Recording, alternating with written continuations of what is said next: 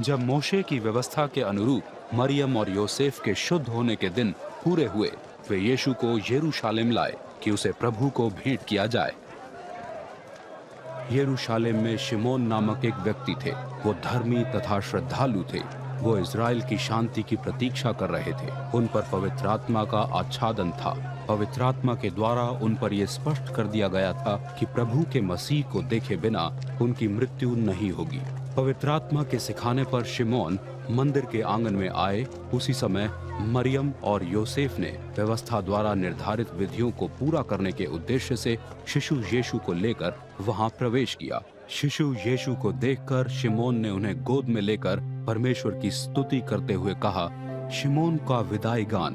परमेश्वर प्रधान प्रभु, अब अपनी प्रतिज्ञा के अनुसार अपने सेवक को शांति में विदा कीजिए, क्योंकि मैंने अपनी आंखों से आपके उद्धार को देख लिया है, जिसे आपने सभी के लिए तैयार किया है। ये आपकी प्रजा इज़राइल का गौरव तथा सब राष्ट्रों की ज्ञान की ज्योति है।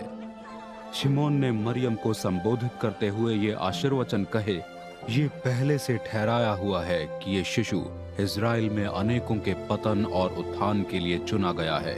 ये एक ऐसा चिन्ह होगा, लोकमत जिसके विरुद्ध ही होगा। ये तलवार तुम्हारे ही प्राण को आर पार बेध देगी कि अनेकों के हृदय के विचार प्रकट हो जाएं।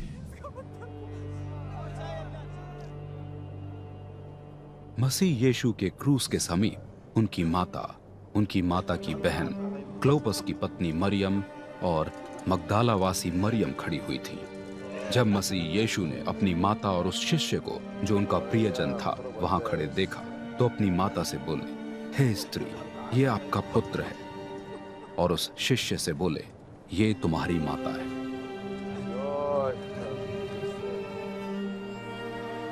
उस दिन से वो शिष्य मरियम का रखवाला बन गया। सैनिक उनका ठट्ठा कर रहे थे। वे मसीह यीशु के पास आकर उन्हें घटिया दाखरस प्रस्तुत करके कह रहे थे, यदि यहूदियों के राजा हो तो स्वयं को बचा लो।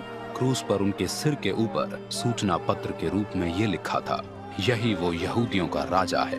वहां लटकाए गए राजद्रोहियों में से एक ने मसीह यीशु पर अपशब्दों की बौछार करते हुए कहा, अरे क्या तुम मसीह नहीं हो? स्वयं अपने आप को बचाओ और हमको भी। किंतु दूसरे राजद्रोही ने डपटते हुए उससे कहा, क्या तुझे परमेश्वर का थोड़ा भी भय नहीं है? तुझे भी तो वही दंड दिया जा रहा है। हमारे लिए तो ये दंड सही ही है, क्योंकि हमें वही मिल रहा है जो हमारे बुरे कामों के लिए सही है, किंतु इन्होंने तो कुछ भी गलत नहीं किया। तब मसीह यीशु की ओर देखकर उसने उनसे विनती की, आदरणीय यीशु, अपने राज्य में मुझ पर दया कीजिएगा। मसीह यीशु ने उसे आश्वासन दिया, मैं तुम पर ये सच्चाई प्रकट कर रहा हूँ, आज ही तुम मेरे साथ स्वर्ग लोक में होगे। ये दिन का छठा घंटा था। सारे क्षेत्र पर अंधकार छा गया और ये 9वें घंटे तक छाया रहा। सूर्य अंधियारा हो गया।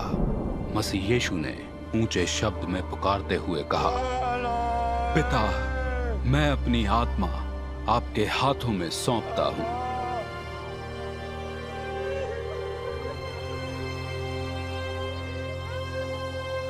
ये कहते हुए उन्होंने प्राण त्याग दिए।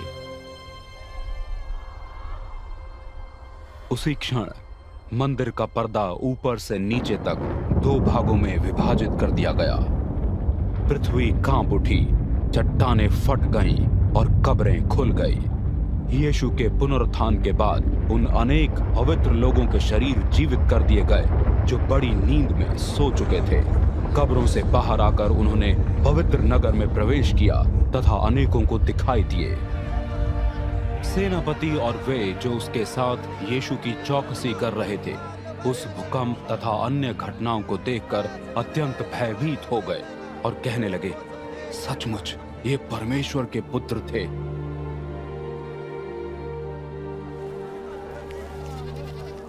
वो फसह की तैयारी का दिन था, इसलिए यहूदियों ने पिलातुस से निवेदन किया कि उन लोगों की टांगें तोड़कर उन्हें क्रूस से उतार लिया जाए, जिससे वे शब्बात पर क्रूस पर ना रहें, क्योंकि वो एक विशेष महत्व का शब्बात था। इसलिए सैनिकों ने मसीह यीशु के संग क्रूस पर चढ़ाए गए एक व्यक्ति की टांगें पहले तोड़ी और तब दूसरे की।